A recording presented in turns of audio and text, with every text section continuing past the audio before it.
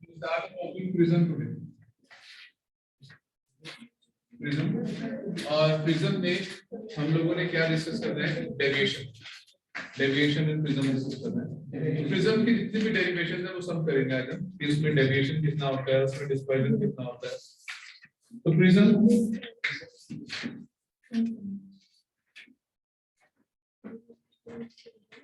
so this is what we get, what we call it as the angle of prism. एक को क्या कहते हैं?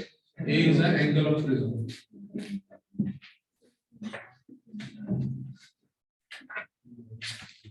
अब दो फेसेस है हमारे पास, ए बी और ए सी। ये दो फेस है आपके पास। इन दोनों फेसेस पर हमें प्रिज्म को रिफ्रैक्शन को स्टडी करना है। रिफ्रैक्शन के two surfaces a b and a c. तो ये आपके पास एक नॉर्मल है and this is a normal, this is n1 and this is n2। Refraction को स्टडी करने के लिए पहले नॉर्मल बताना चाहिए ना। तो ये एक फेस का नॉर्मल हो गया, इस फेस का नॉर्मल हो गया। This is the incident ray. ये क्या है? Incident ray. अब इंसिडेंट रे क्या करेगी? ए बी फेस पे रिफ्रैक्शन करेगी। Incident ray A B face पे रिफ्रैक्शन करेगी। तो रिफ्रैक्शन करेगी तो रे कहां होगी? Bend. It will bend towards the normal, towards the normal bend. अब यहां से वापस कहां जा रही है? टेंसर से rare. So it will bend away to the normal. तो पहले तो वो टुवर्ड्स द नॉर्मल यानी n1 की तरफ बेंड हुई। उसके बाद जब वो डेंसर से रेयर जा रही है तो कहां बेंड हुई? Away to the normal. दो चीजें हैं, आर डी टी और डी आर ए। इस सरफेस पे क्या है? R D T, rare to denser bend toward the normal, denser to rare bend away. So this we have is angle I and this is have angle E. Angle E क्या है हमारे पास? Angle of convergence. और angle I क्या? Angle of incidence. अब यहाँ पर जो रिफ्रैक्शन हुई है, अगर ये इंसिडेंट एंगल है, let us say this angle is R1 and this angle is R2। ये एंगल आपके पास R1 एंगल हो गया और ये एंगल आपके पास क्या हो गया? This is R2। डन। अब अगर ये प्रिज्म ना होता तो एक्चुअल में रे ये पाथ फॉलो कर रही थी, पर इस प्रिज्म की वजह से रे अपने एक्चुअल पाथ से क्या हो गई? डेविएट हो गई। आप समझने पे ध्यान लगाओ, आपने पहले भी नोट डाउन करा हुआ है। नोट करके कुछ नहीं होगा जब तक दिमाग में नहीं जाएगी बात। तो यहाँ पर आपके पास ये रे आपको इस तरफ जा रही है और रिफ्रैक्शन की वजह से रे इस तरफ डेविएट हो गई। This is angle of deviation. ये क्या है? Angle of deviation. तो हमारे पास जो है 5 एंगल हमें दिख रहे हैं यहाँ पर। एक है एंगल आई, एक है एंगल आर, एक R1, एक है R2, एक है इमर्जेंस, एक है डेविएशन और एक है ए। इन 6 एंगल्स के बीच में हमें रिलेशन देखने हैं। ठीक है जी। Angle of incidence, angle of emergence, angle of deviation, R1, R2 and this is angle a. इन सभी एंगल्स के बीच में हमें रिलेशन देखते हैं। तो सबसे पहले हम क्या करते हैं? एक क्वाड्रिलेटरल को स्टडी करते हैं। Late us say this is point P and this is point Q। This is Q and this is P। आप एक क्वाड्रिलेटरल को देखिए, APSQ। इस क्वाड्रिलेटरल को देखिए, कौन सा क्वाड्रिलेटरल? APSQ। इसको देखिए।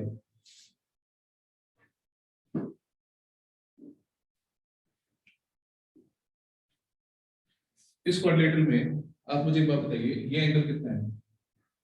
90 नॉर्मल है। ये एंगल कितना है? 90। ये एंगल भी कितना है? 90। तो क्वाड्रेटर्स में दो एंगल कितने हैं? 90, यानी 180 हो गए। तो इसका मतलब ये बाकी दोनों एंगल्स का सम कितना होगा? 180। तो इस क्वाड्रिलेटरल में एंगल ए और एंगल एस, ये जो वाला एंगल एस है, इसका सम कितना होगा? 180।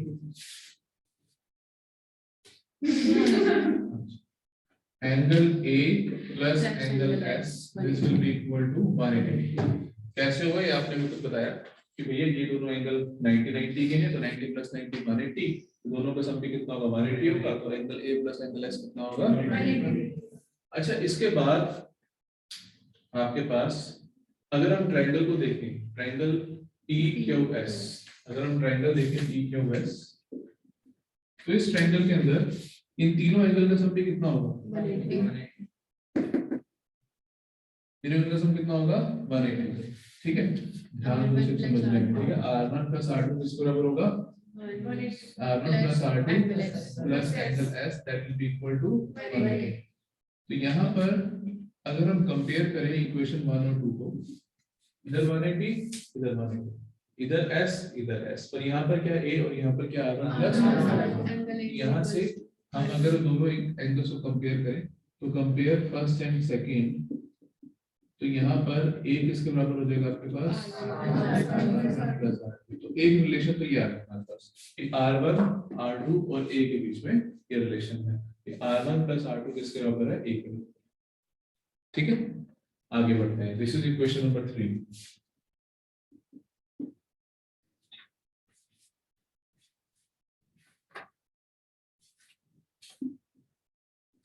इसके बाद हम क्या करते हैं, यहाँ पर एक प्रॉपर्टी लगाते हैं, external angle is the sum of interior. So property लगाते हैं, इसको मैं पॉइंट ले लेता हूँ, लेटर से एन ले लें। चलो एन तो ऑलरेडी n1 है, चलो p भी है, m ले लेते हैं। तो ये ट्रायंगल ले लेते हैं एम पी क्यू में। तो ट्रायंगल एम पी क्यू, इसको अगर हम कंसीडर करें angle triangle M P Q, इस ट्रायंगल में जो डेल्टा है ये एक्सटर्नल एंगल है और ये दोनों एंगल्स क्या है? इंटरनल एंगल्स है। तो आप मुझे बता सकते हैं इंटरनल एंगल्स कितने होंगे? मतलब दिस एंगल मतलब दिस एंगल। देखो अगर ये पूरा आई है तो ये पूरा क्या होगा? I. This is I, this must be I. I में से r1 चलेगा, कितना बचा? I minus r1. So this angle is I minus r1. This complete is E. This must be E minus r1. This must be E minus r1. So this is I minus r1. This must be E minus r2. ध्यान सुनिए, पूरा I पे पूरा I में से r1 गया तो क्या बचा? ये पूरा E है, पूरा E में से r2 गया, कितना बचा? ट्रायंगल एमपी के ऊपर लिख सकते हैं एंगल जो एक्सटर्नल एंगल है वो दोनों के सम के बराबर है, that is I minus r1 plus E minus r2। तो I plus E किसके बराबर होगा? R1 minus R1 plus R2। R1 plus R2 किसके बराबर है?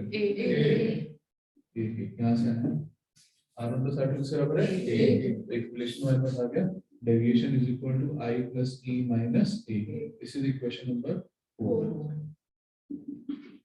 तो ये दो रिलेशन आ गए। हमने कहा सभी एंगल्स के बीच में रिलेशन निकालना है, तो A R1 R2 के बीच में भी आ गया, डेविएशन I E हो गया, यानी ऑलमोस्ट सभी के एंगल्स के बीच में ये 6 एंगल्स थे और सबके बीच में रिलेशन मिल गया। ठीक है, अब आप इसको करके देख सकते हैं, एक बार करके देखिए अपने आप।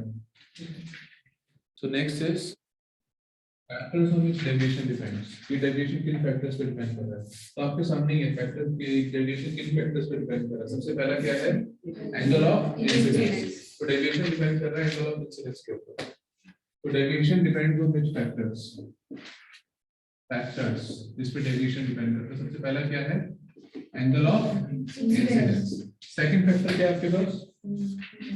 एंगल ऑफ इमर्जेंस, तो इंसिडेंस पे डिपेंड करता है। एंगल ऑफ प्रिज्म, तो नेक्स्ट फैक्टर है वो है angle of prism, angle of prism. Third जो फैक्टर है वो है रिफ्रैक्टिव इंडेक्स ऑफ प्रिज्म, और जो फोर्थ है वो है वेवलेंथ ऑफ लाइट। इन चार फैक्टर्स पर डिपेंड करता है ये डेविएशन। डेविएशन डिपेंड करता है angle of incidence, angle of prism, refractive index and wavelength. इन चारों फैक्टर्स पर angle of incidence, angle of prism, refractive index and wavelength of light, इन चारों फैक्टर्स पर आपके डेविएशन जो है वो डिपेंड करता है। इसके बाद हमारे पास जो नेक्स्ट कांसेप्ट है वो है ग्राफ। ग्राफ है एंगल ऑफ इंसिडेंस और एंगल ऑफ डेविएशन के बीच में। एंगल ऑफ इंसिडेंस और एंगल ऑफ डेविएशन के बीच में ग्राफ। तो ये ग्राफ जो बनता है, आप इसको प्रैक्टिकल भी करेंगे अपने लैब में। तो ये ग्राफ इस तरह से बनता है, और इस ग्राफ में आपके पास यहाँ पर जो डेविएशन आती है, यहाँ पर जो डेविएशन आती है, this is the minimum deviation, और ये कब पॉसिबल है आपके पास? When angle I becomes equal to angle E। जब एंगल I और E आपके पास बराबर हो जाते हैं, डेविएशन आपके पास मिनिमम हो जाती है, that is angle of minimum deviation. ठीक है। ठीक है, तो डेविएशन आपके पास मिनिमम है और कितनी होगी जब आई किसके बराबर होगा आपके पास ई के बराबर। Angle of incidence angle of emergence के बराबर होगा तो डेविएशन क्या होगा, ठीक है। तो जो नेक्स्ट हमारे पास टॉपिक है वो angle of minimum deviation. Doubt है सर मैंने इसका प्रैक्टिकल में भी आप बनाया था, इधर से थोड़ा के दे देना हो गया था सर, मतलब कि यू तो बन गया था पर इधर से थोड़ा सर हाँ जी सर कभी ऐसा नहीं सकता कि जो एंगल आई है या जो ई है उनमें कुछ फर्क हो कि आई बढ़ो या ई बढ़ो, हो सकता है। तो फिर सर तब कैसे आपको लेगा? बेटा ये ग्राफ सभी वैल्यूज के लिए अलग अलग वैल्यू, ओए होए ये कर दिया मैंने। This is deviation, this is angle of incidence, this is angle of incidence and this is angle of deviation. और जब angle of incidence angle of emergence के बराबर होगा तब डेविएशन क्या होगा आपके पास। अब जो नेक्स्ट है हमारे पास वो है एंगल ऑफ मिनिमम डेविएशन। इसको हमें समझना है और इसका रिलेशन निकालना है। एंगल ऑफ मिनिमम डेविएशन का रिलेशन निकालना है, relation of angle of minimum deviation with refractive index. Refractive index के साथ एंगल ऑफ मिनिमम डेविएशन का रिलेशन निकालना है। देखो भाई, उससे पहले कुछ पॉइंट को समझने की जरूरत है, वो ये कि जब I और E बराबर होंगे तो R1 R2 भी क्या होंगे, बराबर होंगे। सो इफ मिनिमम डेविएशन कब निकालते हैं, I किसके बराबर होगा, अगर I E के बराबर होगा ना then R1 becomes equal to R2, यानी R1 R2 भी आपस में बराबर होंगे और वो किसके बराबर होंगे, R के बराबर। जरा डायग्राम ध्यान से देखो, अगर R1 R2 आपस में बराबर हो जाते हैं तो सपोज करो this was a normal, this was a normal, यानी ये दोनों एंगल आपस में बराबर हो गए। ये तभी पॉसिबल है जब ये वाली लाइन क्या होगी, इस प्रिज्म के बेस पे पैरेलल होगी। यानी यहाँ पर एक इंपॉर्टेंट पॉइंट ये निकल के आता है कि जब भी मिनिमम डेविएशन होगी I E तो बराबर होगा ही होगा, R1 R2 तो बराबर ही होगा, refracted ray will be parallel to the base of the prism. Refracted ray will be parallel to the base of the prism. ये important point आपको ध्यान रखना है कि जब भी मिनिमम डेविएशन होगा I तो E के बराबर होगा ही होगा, R और R1 R2 भी आपस में बराबर होंगे और रिफ्रैक्टेड रे भी प्रिज्म के बेस के पैरेलल होगा, ठीक है। और एक और बात, अगर ये है A, ये है B, ये है C, ये है Q, ये है P और ये है Q, एक और चीज है AP भी किसके बराबर होगा, AQ के बराबर होगा। इस चीज की जो पॉइंट मैंने आपको बताया ना, ये वाले ये न्यूमेरिकल्स के यूज होंगे, ये दोनों पॉइंट। अगर न्यूमेरिकल में लिखा हुआ है refracted ray is parallel to the base of the prism, it means deviation is minimum. Numerical में लिखा हुआ है if AP is equal to AQ, that means deviation is minimum. तो ये एग्जैक्ट क्वेश्चन नहीं आता मिनिमम का, घुमा फिरा के आता है। आप कैसे लिखा होगा कि find the angle of deviation if refracted ray is parallel to the prism, that means that deviation is minimum deviation, ठीक है। चलिए तो यहाँ पर हम मिनिमम डेविएशन फाइंड आउट करते हैं, कितना आता है, रिलेशन फाइंड आउट करेंगे, relation of angle of minimum deviation with refractive index. उसके लिए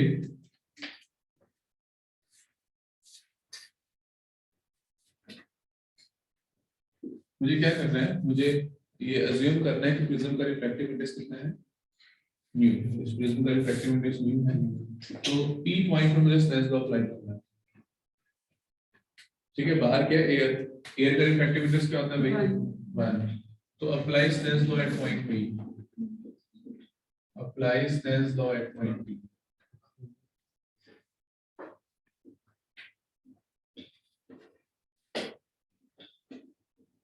तो P पॉइंट पे स्नेल्स लॉ क्या होगा, mu A into sin I is equal to mu into sin R। तो mu A किसके बराबर है, 1, तो रिफ्रैक्टिव इंडेक्स कितना होगा,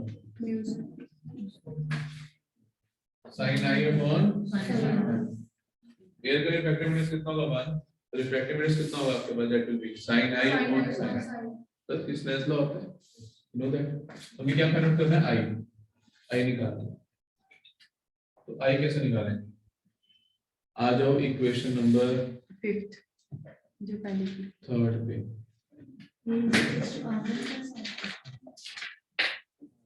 कौन सी है वो, a डेल्टा वाली, ये कौन सी इक्वेशन थी, delta is equal to i plus e minus a, है ना।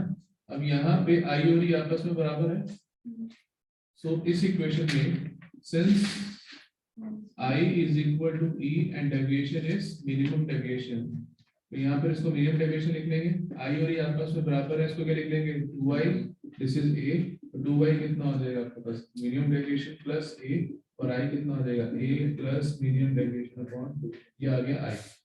या फिर कौन सी इक्वेशन से निकाला, जो आपने पीछे ड्राइव की थी, क्या ड्राइव की थी, deviation is equal to i plus e minus a, ये थी ना।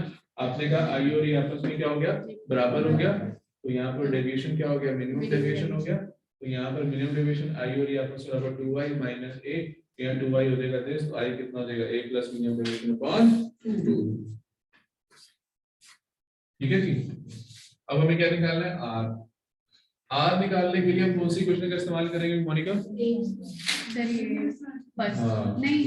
Third a is equal to r1 plus r2, a is equal to r1 plus r2, इस वाली इक्वेशन का इस्तेमाल करेंगे। अब a r1 plus r2 के बराबर है, यानी a सिंस हमें पता है कि r1 r2 आपस में क्या है, r के बराबर है। हमने पहले ही पढ़ा कि अगर i e के बराबर होगा तो r1 r2 किस बराबर होंगे, दोनों ही r के बराबर है, तो a is equal to 2r, तो r कितना होगा, a by 2, r कितना होगा, a by 2, तो i की वैल्यू आ गई, r की वैल्यू आ गई। इसे इक्वेशन 1 मान लो, इसे इक्वेशन 2 मान लो, इसे इक्वेशन 3 मान लो। Put the value of third and second equation in first. ये अलग डेरिवेशन है कि वो पिछले थी तो था, वो 1 2 3 अलग अलग ही होगा। तो put equation value of second and third equation in equation 1। put the value of second and third in equation 1 में पुट करेंगे तो रिफ्रैक्टिव इंडेक्स कितना हो जाएगा, sin i कितना है भाई, a plus minimum deviation upon 2, और r कितना है, sin a by 2। This is the result. Second derivation, आज की दूसरी डेरिवेशन है कि रिफ्रैक्टिव इंडेक्स और मिनिमम डेविएशन के बीच में आपने रिजल्ट किया, इन दोनों के बीच में रिफ्रैक्टिव इंडेक्स और minimum deviation how they are related.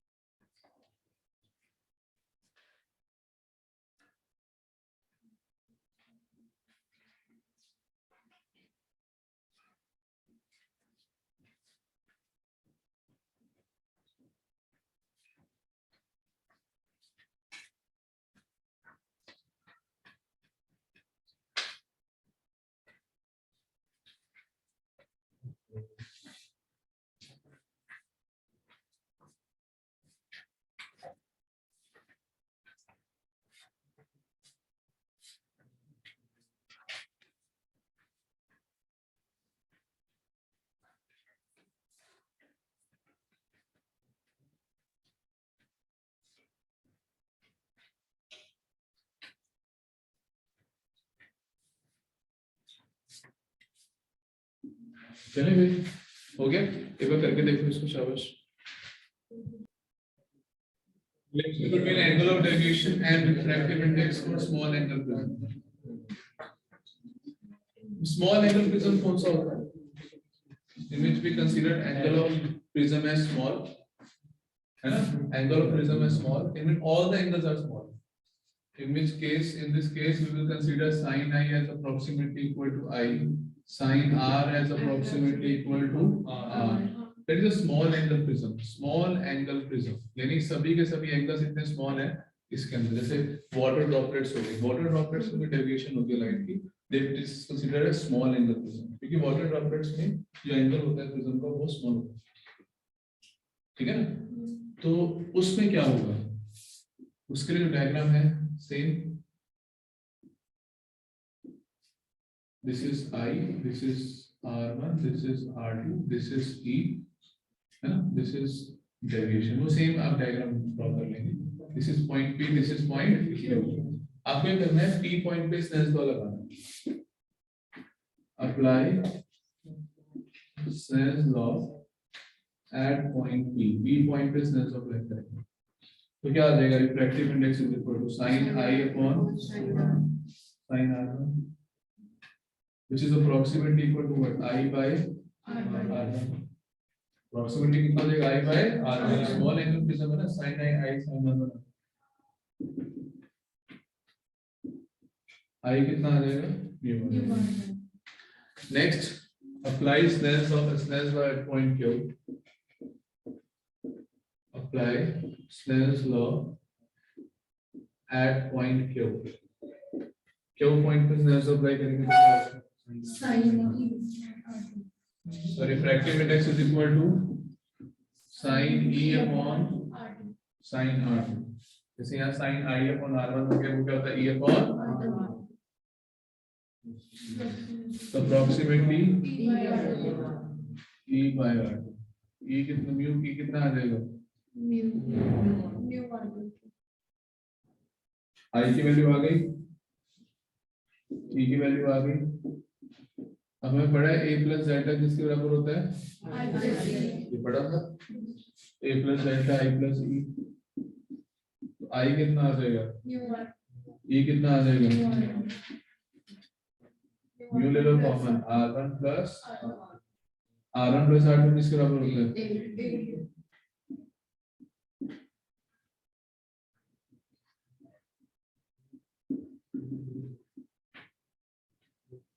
this is the final answer, deviation is equal to A mu minus 1, so relation between deviation and refractive index, ठीक है, कोई डाउट इसके अंदर, पक्का साहिल, चलो नोट डाउन करो इसको, डिस्पर्शन करते हैं, dispersion means splitting of, last topic that is linked to the prism is dispersion, splitting of white light into 7 colors, we all know this thing, the light को 7 colors में तोड़ देता है तो उसे हम डिस्पर्शन कहते हैं, उस फिनोमेना को हम डिस्पर्शन कहते हैं।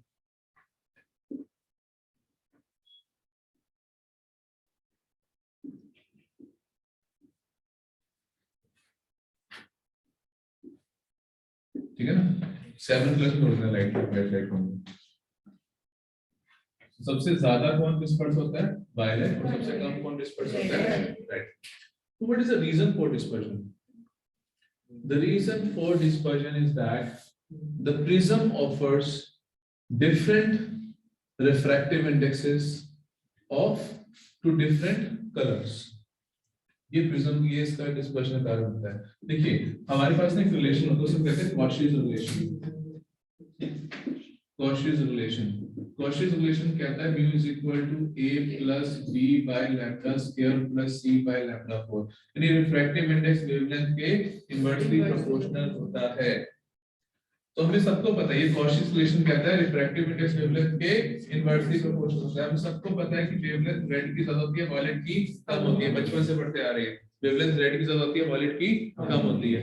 तो अगर वेवलेंथ रेड की ज्यादा होगी तो रेड कलर का रिफ्रैक्टिव इंडेक्स कम होगा, रेड कलर का रिफ्रैक्टिव इंडेक्स कम होगा, वायलेट कलर का रिफ्रैक्टिव इंडेक्स ज्यादा होगा, ठीक है। तो रेड कलर का रिफ्रैक्टिव इंडेक्स कम होगा, वायलेट कलर का रिफ्रैक्टिव इंडेक्स ज्यादा होगा, डन। तो रेड की वेवलेंथ ज्यादा, वायलेट की कम, तो रेड का रिफ्रैक्टिव इंडेक्स कम, वायलेट का ज्यादा। ब्रेकर इसके अंदर चलिए, अब हमने अभी पढ़ा स्मॉल एंगल प्रिज्म के लिए deviation is equal to a mu minus 1, यानी डेविएशन किसके ऊपर डिपेंड करता है, रिफ्रैक्टिव इंडेक्स के ऊपर। अभी हमने पढ़ा डेविएशन किस पे डिपेंड करता है, रिफ्रैक्टिव इंडेक्स। तो रिफ्रैक्टिव इंडेक्स किसका ज्यादा है, वायलेट का ज्यादा है, रिफ्रैक्टिव इंडेक्स किसका ज्यादा है, वायलेट। तो डेविएशन किसकी ज्यादा होगी? तो वॉयलेट कलर ज्यादा डेविएट होगा, रेड कलर कम डेविएट होगा, and this is the cause of dispersion. ये डिस्पर्शन का कारण है कि सभी कलर्स इक्वली डिस्पर्स डेविएट नहीं होते, वॉयलेट ज्यादा होता है, रेड कम होता है। तो इसमें आंसर आप क्या लिखेंगे? According to Gaussian observation, refractive index is inversely proportional to wavelength. Still wavelength of red is greater than violet. That means refractive index of red is less than violet. Since deviation is directly proportional to refractive index of violet is greater than red. So deviation of violet is greater than, so violet ज्यादा deviate होगा और red कम deviate होगा. That is the main reason for dispersion. Done? इसे note down कर लीजिए.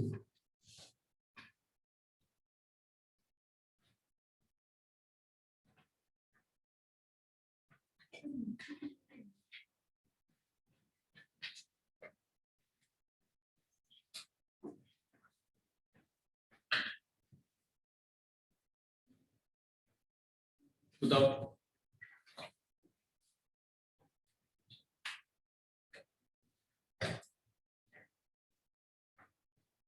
Done? पक्का देख लो, एक बार एक्सप्लेन कर ही दो फिर मुझे भी हो ही जाएगा. हाँ, next is angular dispersion. Angular dispersion क्या होता है भाई? एंगुलर डिस्पर्शन होता है angle of deviation between two extreme colours, that is called angular dispersion. दो एक्सट्रीम कलर्स कौन से होते हैं? वायलेट का सबसे ज्यादा होता है, रेड का सबसे कम होता है. तो डिफरेंस होता है उसको क्या कहते हैं? Angular dispersion. ठीक है, उसको होता है डिस्पर्सिव पावर. डिस्पर्सिव पावर क्या होता है? It is the ratio of angular dispersion to the mean deviation. Angular dispersion to the mean deviation. Angular dispersion का फॉर्मूला क्या है? Violet minus red. मीन का क्या होता है? तो this is violet minus red upon mean deviation. अब इसका फॉर्मूला क्या होगा? A refractive index of violet minus 1 minus a refractive index of red minus 1 upon a mu minus 1. A common आ गया, mu minus 1 minus mu r plus 1 upon a mu minus 1. तो यहाँ से a से cancel, minus cancel, तो mu violet minus mu red upon mu minus 1